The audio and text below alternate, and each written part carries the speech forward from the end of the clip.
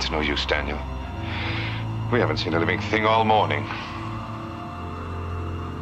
It's like the whole world had gone to sleep. It's dead. I remember a winter once when I was a boy. A great many perished. This is even worse. Well, it's going to start snowing again. Let's look over the west woods before it starts to come down.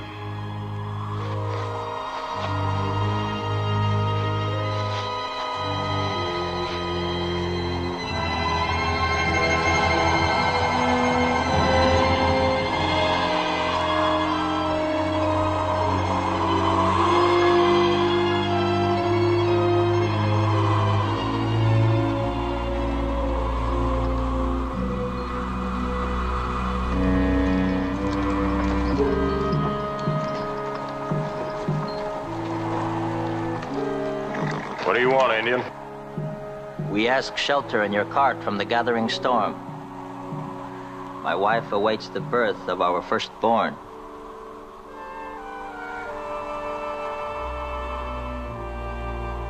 There's no room in the cart.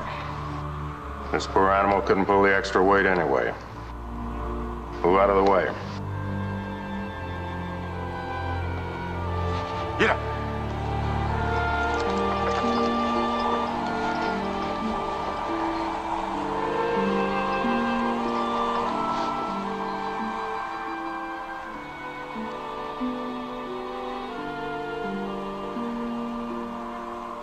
Do not worry, my husband. We will find shelter somewhere.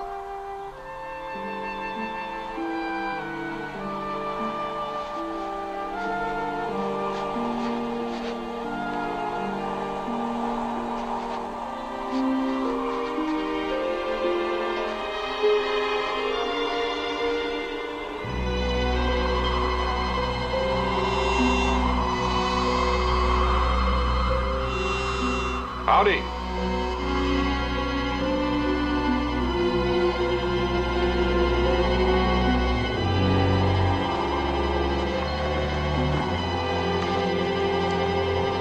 Welcome.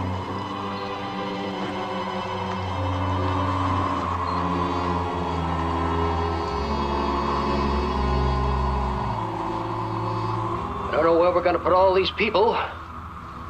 Been full up since last night. We've got to get everybody in the fort. It's our best chance to get them through the blizzard.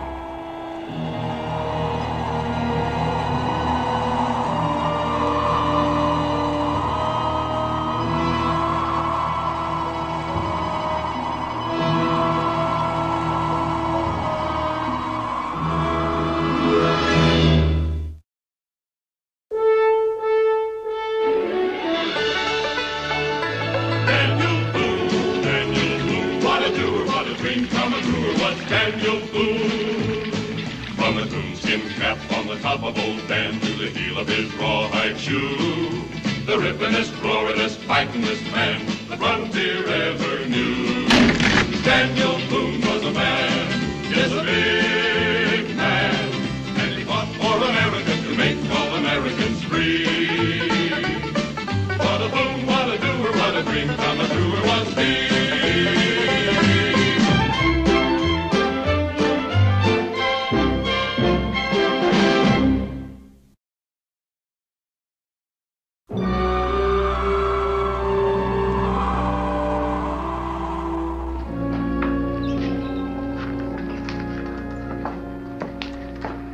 Here it is, near the end of December. There'll be 3 more months of this frozen over Hades. We'll never get through it. A fine Christmas it's going to be. The Indians get through it every year with a lot less than we have. Savages, they were born to this wasteland, this God-forsaken wilderness. Now, you claim to be a religious man, Elisha. You should know only a man can forsake himself. Those are mighty high-sounding and respectful words, Boone. But words are not going to put food in our bellies. Well, you can't put hope in a frying pan, but that's going to be our main staple for quite a while. Now, listen to me, all of you. We're in for a bad time. This Winter's turned out to be far worse than any of us expected. But we'll get through if we just stick together. That's why I asked you to come and stay at the fort for a couple of weeks until the main part of the storm is past. Mr. Boone, what'll we do for food? You know the early frost took so much of the crop, and the game animals, they're gone. Why, there's no fresh meat to be had. Damn it, we've got prime trouble now without putting in an order for more. Now, we've got some meat salted away, and there might even be some fish in the creek. Well, if there are, they ain't gonna get away from me. I seem to remember a speckled trout that's still laughing at you. Oh. How can you make jokes when we might be dead in a few weeks? We're not going to be dead in a few weeks, none of us. Not if we keep our heads. And in the meantime, if we can find a way to make each other laugh, all the better. I should have listened to Clint Brocker when he tried to talk me into going south with him. And I tell you, there's not enough food. You should have listened to someone. Maybe you'd have spent more time planting potatoes instead of building on that extra room. Now, there've got to be certain rules laid out, and we've got to live by them. And that means everybody. We're going to collect the meat that you brought and take it to the salt house along with ours so it won't spoil. And then we'll pass it out carefully as it's needed. What if I decide not to give up my food?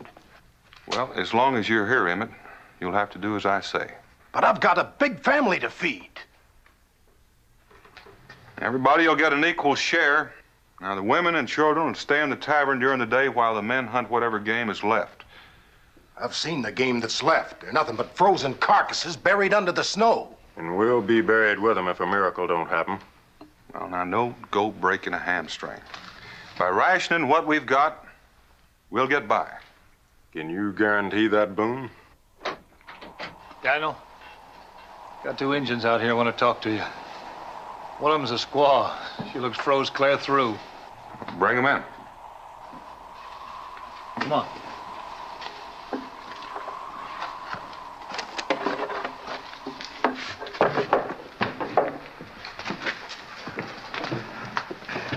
We seek the one called Boone. I'm Boone. He's the one that pranced in front of my horse this morning. My name is Oneha. This is my wife, Tona. Oh, Neha, I knew I recognized that name. You were the son of Chief Trenoy, are you not? I am his eldest son. But your wife is not a Creek. She is Tuscarora. She is the only child of Chief Gray Cloud. Of course. I remember now. This is no ordinary couple. This is a marriage of noble blood between two powerful and rival tribes. This is a marriage that finally stopped the bloodshed between the Tuscarora and the Creek. If the Great Spirit honors us with the sun, he will unite our two tribes by blood in lasting peace. You're many miles from your people. We journey to the village of my wife. An escort from her village is to meet us and take us to the flat mountain to the north. Tana awaits the arrival of our first child. The signs are that he will be born before the new moon. Your wife's expecting a child within the next few days, and she's been out in the freezing cold, trudging through the snow? We'd hoped to reach the village of her father before the child came, but the snows have delayed us. Why such a trip with your wife in this condition? Her father's an old man. We were told he would not live till spring. His dying wish is to see the son of his daughter before death comes. I hear that the white man Boone is a friend to his red brothers.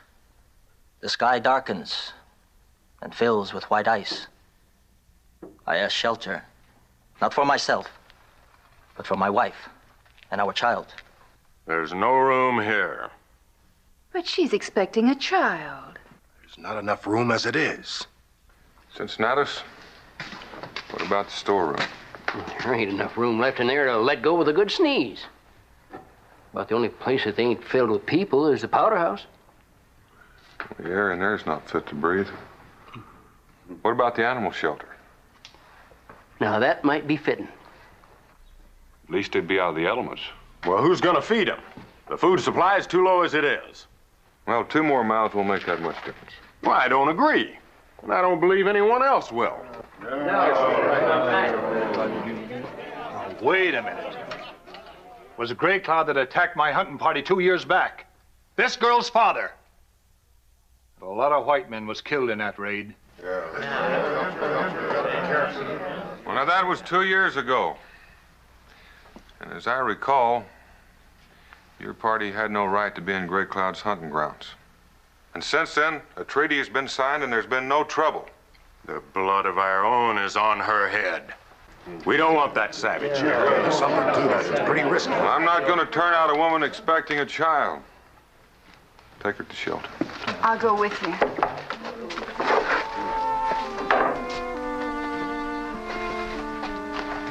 That's the food I'm worried about. It's just not food.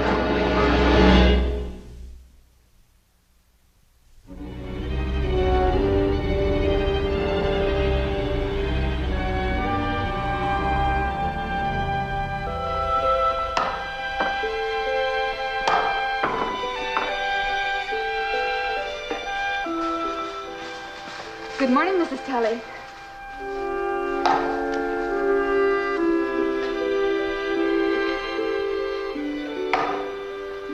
Good morning. I brought you some hot broth. But you have young ones of your own to feed. Oh, we have plenty. And you have to keep your strength up. But good words they speak of Boone. Speak the same of his wife. The blanket you gave us last night. Oneha put it there to dull the cutting of the wind. It is all right? Of course. That's a very good idea. A gift of a blanket is a sign of friendship among my people. I want to be your friend, Tana. And now eat this before it gets cold.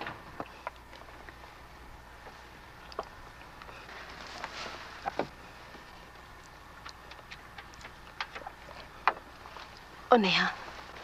No, little one. You must eat all. Our son must be strong. I go now to find some wood. Oh, there's wood behind the storehouse shelter. Take what you need. You will rest while I'm gone? Never have I known a man so big to worry about one so little. You go along, Oneha.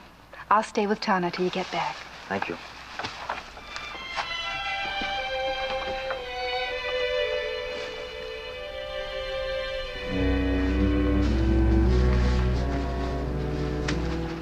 Where's the hatchet? I forgot it. We'll need it to cut through the ice. You go on. I'll catch up.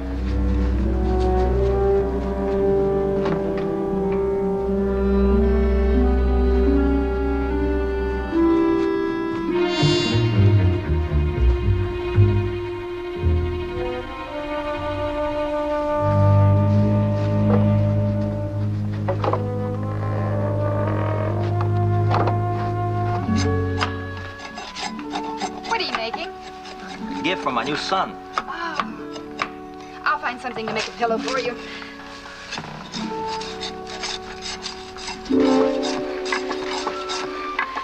Nantine!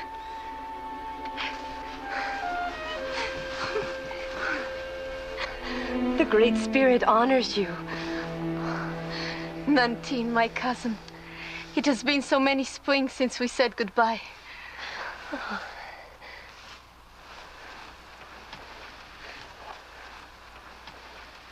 Nantine, this is my friend, wife of the great white man called Boone. I'm honored to meet the cousin of Tana. We lived as little children together until Oneha took me as his wife and I went to live with his people. How did you find us? I found your trail in the snow near the river and followed it here. I was afraid the white man had captured you. The white man is our friend. He has given us shelter and food. Why did you come so far in the white cold? To warn you that Shoshone is coming. And Gray Cloud sent Shoshone to meet us and escort us to the village of the Tuscarora. Do not trust Shoshone. Shoshone? He is a Tuscarora brave who hates the Creeks and did not wish the tribes to bury their hate and live in peace. If the Great Spirit should honor Tana with a male child, our two tribes would be united forever. Shoshone wants no male child to be born. He wants war. His heart is black and his blood boils with the fire of old hate. I have heard him swear that he will destroy a male child of Oneha and Tana. Oneha, I must return to the village before he knows I have warned you. Guard Torna well, Oneha. Nantine.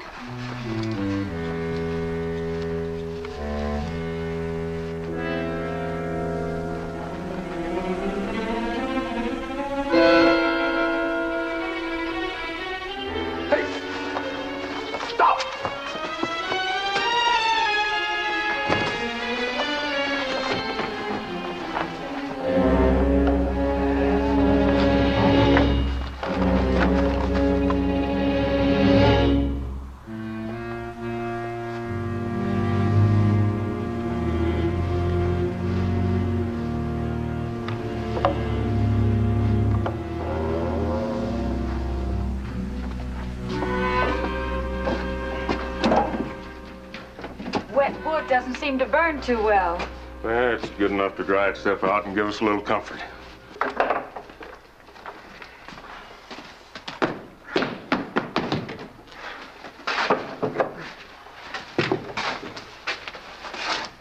What'd you get out there today?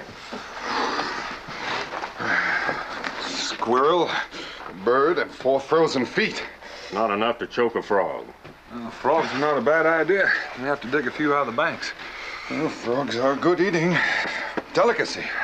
How do you hope to feed so many people on such pitiful game? I'm telling you, we'll never get through the winter at this rate. If you just listen to me, I got a plan. I already have, Elisha. I know you're upset over the situation. We all are. There's no sense in worrying the women folk any more than they are. You're a good man, but on the stubborn side, even hard-nosed at times, but all in all, you're a decent fellow. We're going out to the salt house to pick up some meat. Why don't you come out and give us a hand? Well, if I saw all that meat packed away, well, maybe it would give my spirits a lift.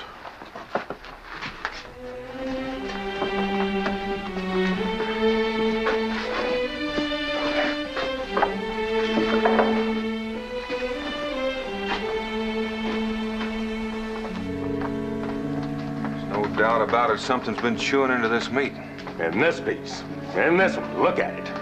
Well, this meat's been chewed into. Daniel.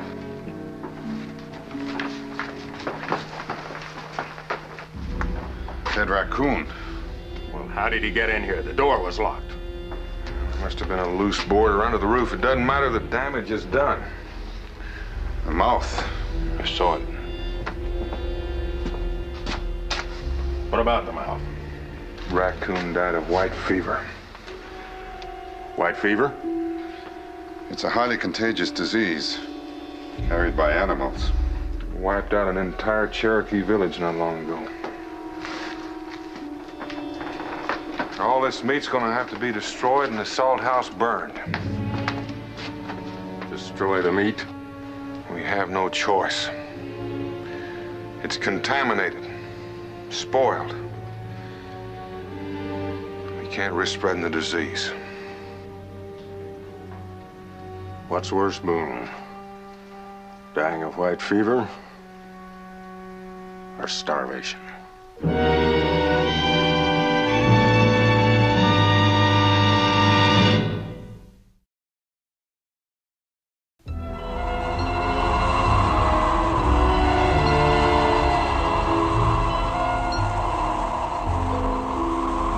Took our meat away from us, and now it's all spoiled. I should have given it to my family while I still had it. Well, what are we gonna do? Just sit here and starve to death? Now let's simmer down. Let's not lose our heads yet. We're not the first ones to find themselves in this kind of predicament, and we won't be the last. Even if we survive the cold, the blizzard, what do we live off of? What do we eat? A few scrawny rabbits and an occasional squirrel. Those puny 3 fish it took Cincinnatus all day long to catch. Well, it's better than none. I say we head south for Louisiana while there's still time. Well, now, how long do you think you'd last in that blizzard? I say Elijah's right. Let's get out of here while we can.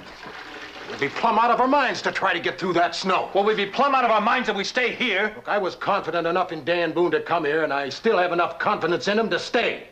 Emmett, how come you're so all-fired confident? Maybe you got some grub stashed away we don't know about, huh?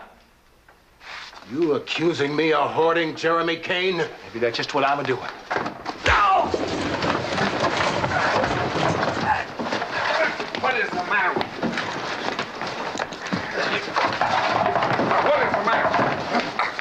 wrong with you, Ned? If you let fear turn to hate, then there's no hope for us. All right. Then let's stick together. Tomorrow, let's all of us leave Boonesboro and head south.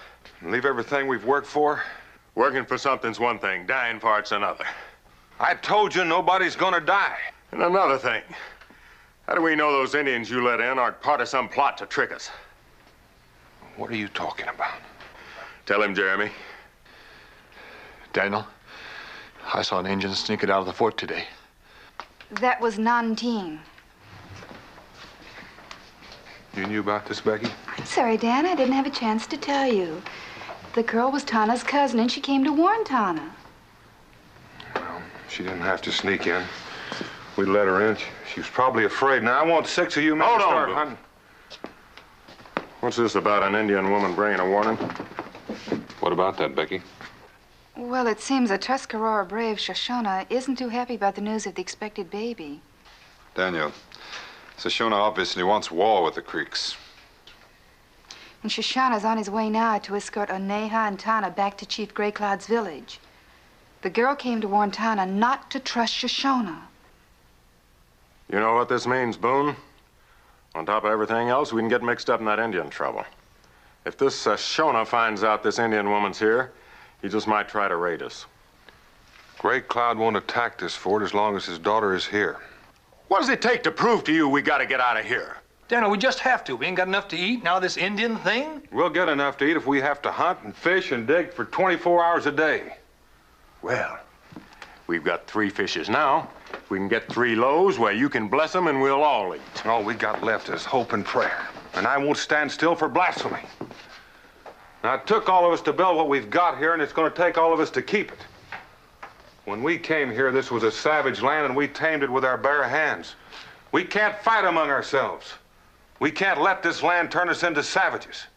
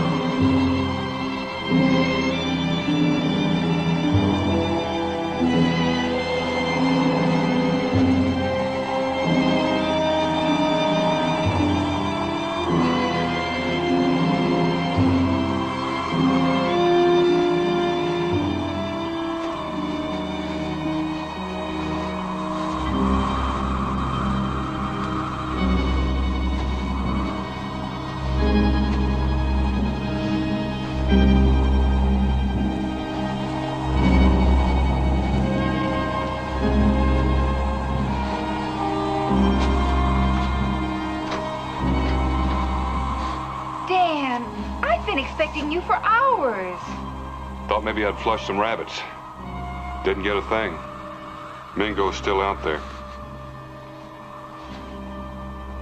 Saw a pack of wolves turn on one of their own tonight. Tore him to pieces. They're starving too. You must be exhausted.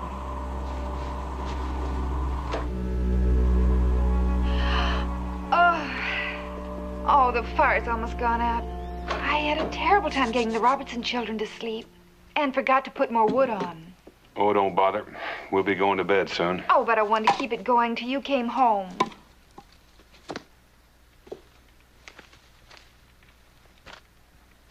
But I did keep the coffee hot. I saved you a cup. Mima and Israel, they all right? They're holding up just fine. You should be proud of them, Dan.